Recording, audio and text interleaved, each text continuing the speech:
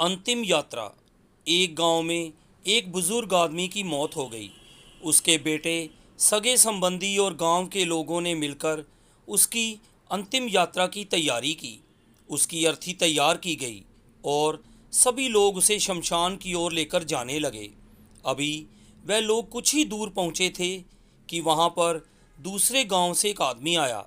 उसने उस अर्थी को लेकर जा रहे आदमियों में से एक के पैर पकड़ लिए और सबसे कहने लगा कि ये आदमी जो मर चुका है, उसने मुझसे 20 लाख रुपए उधार लिए थे और जब तक मुझे मेरे पैसे वापस नहीं मिल जाते तब तक मैं अर्थी को आगे नहीं जाने दूंगा।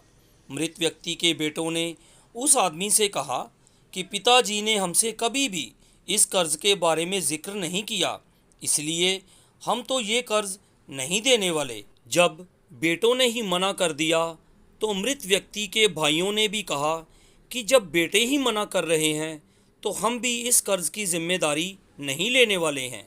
शमशान यात्रा में शामिल कोई भी आदमी पैसे देने के लिए राज़ी नहीं हुआ। दूसरे गांव से आया हुआ वह आदमी अर्थी को आगे भी नहीं जाने दे रहा था। तब तक इस घटना की खबर घर की महिलाओं तक पहुंच गई। मरे हुए आदमी की एक बेटी थी।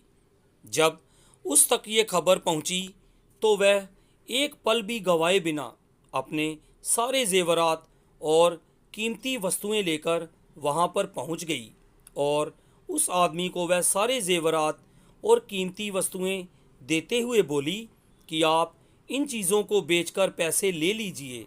अगर कुछ कम लगेंगे तो वह धीरे धीरे लौटा देगी, लेकिन मेरे पिताजी की अंतिम यात्रा को मत रोको। इस घटना को देखकर सारे गांव वाले दंग थे।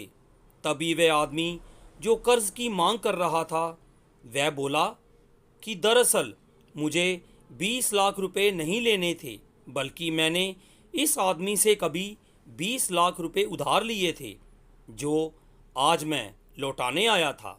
लेकिन मुझे पता नहीं था कि इनका असली हकदार कौन है, इसीलिए मैंने ये सारा नाटक रचाया।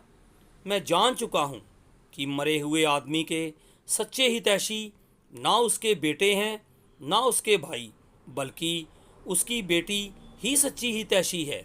इसीलिए मैं ये सारे पैसे इस बेटी के हवाले करता हूँ और अपने कर्ज से मुक्त होता हूँ। ये बात सुनते ही मृतक व्यक्ति के बेटों, भाइयों और बाकी रिश्तेदारों के सिर शर्म से झुक गए। इसीलिए हमेशा दुआ करना कि हर किसी को एक बेटी ज़रूर हो, क्योंकि बाकी सब तो माता पिता की दौलत को अपना समझते हैं, लेकिन बेटियां माँ बाप को ही अपनी दौलत समझती हैं। तो बस इतनी सी थी ये कहानी। दोस्तों, आपको ये कहानी कैसी लगी कमेंट बॉक्स में ज़रूर बताएं। कहानी को लाइक, शेयर और चैनल को सब्सक्राइब करना ना भूलें। धन्यवाद।